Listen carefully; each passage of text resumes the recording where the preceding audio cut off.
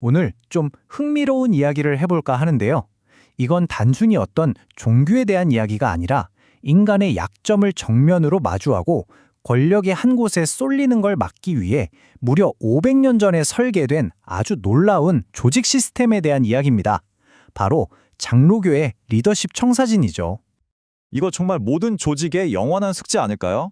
어떻게 하면 리더에게 꼭 필요한 권한을 주면서도 그 권한 때문에 리더가 교만해지거나 권력을 남용하는 걸 막을 수 있을까 하는 문제 말이에요. 자, 여기에 정말 급진적이면서도 아주 현실적인 해답이 있습니다. 이 시스템은요, 리더가 완벽할 거라는 기대를 아예 버리고 시작합니다. 리더를 포함한 우리 모두는 불완전하고 언제든 부패할 수 있다는 것, 바로 이 가정이 이 시스템을 아주 강력하게 만드는 핵심이죠.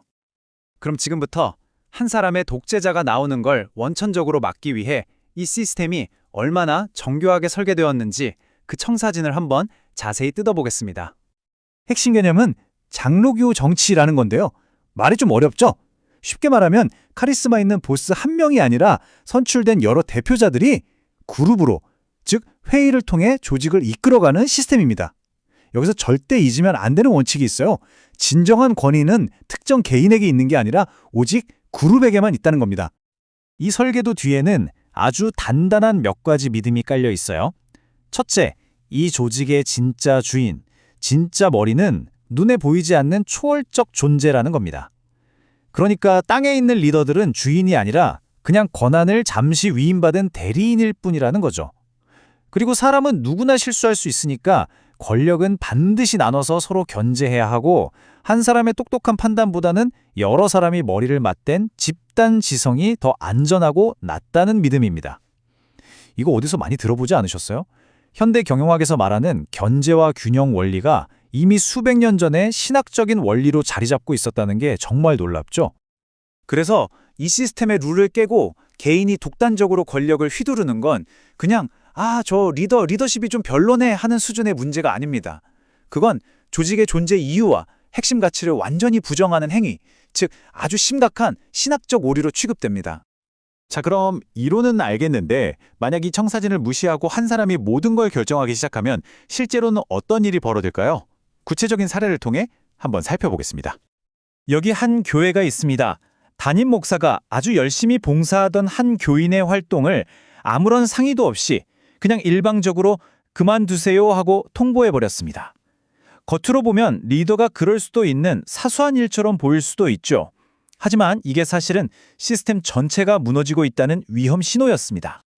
아니, 목사가 그럴 수도 있는 거 아니야? 라고 생각하실 수도 있는데 이게 왜 그렇게 심각한 문제인지 4가지로 딱 짚어드릴게요. 첫째, 이건 명백한 월권입니다. 이런 중요한 결정은 목사 개인이 아니라 당회라는 리더 그룹이 함께 내려야 하거든요. 둘째, 심각한 권위 남용이죠. 함께 일하는 동역자여야 할 교인을 그냥 마음대로 자를 수 있는 부하 직원처럼 대한 거니까요. 셋째, 공정한 절차에 대한 권리를 침해한 겁니다.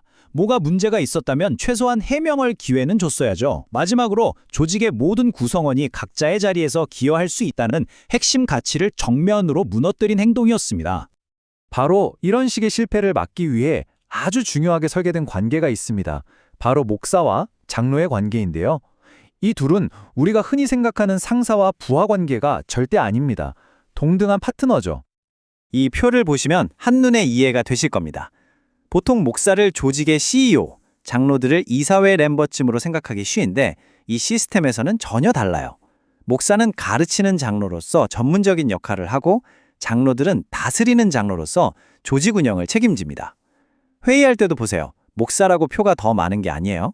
목사도 1표, 장로 1명도 똑같이 1표입니다. 서로 역할은 다르지만 완전히 수평적인 동역자인 셈이죠. 하지만 말이죠. 이론은 완벽한데 현실은 또 다를 수 있잖아요.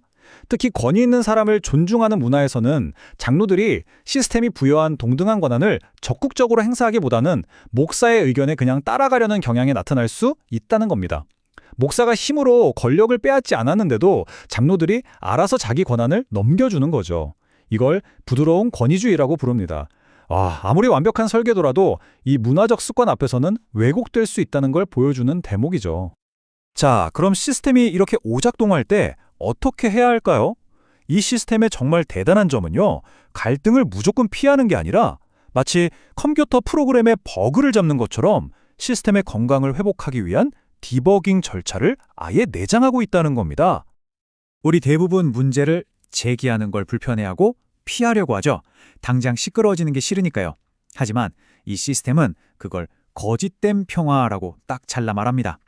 문제를 덮어두면 당장은 편할지 몰라도 장기적으로는 조직이 썩어 문드러질 뿐이라는 거죠.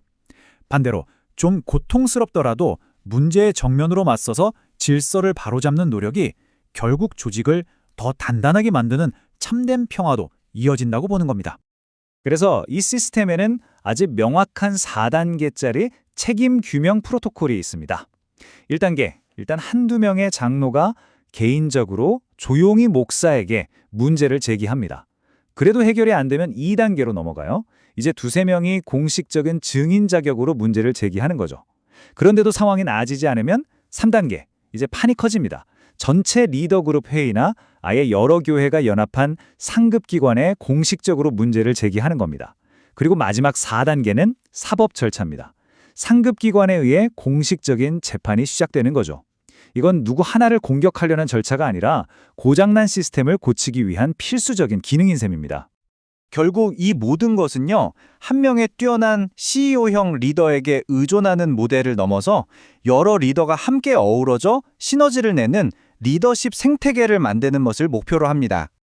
이 두 모델을 비교하면 차이가 확연히 드러나죠. 왼쪽 CEO 모델은 우리에게 아주 익숙한 방식입니다. 비전은 한 사람에게서 나오고 나머지는 그를 지원하고 모든 관력이 중앙에 집중되죠. 근데 이건 그 리더 한 명이 흔들리면 조직 전체가 와르르 무너질 수 있는 아주 취약한 구조입니다. 하지만 이 청사진이 제안하는 오른쪽 생태계 모델에서는 비전을 그룹이 함께 찾아내고 리더들은 동역자로서 권력을 나눕니다.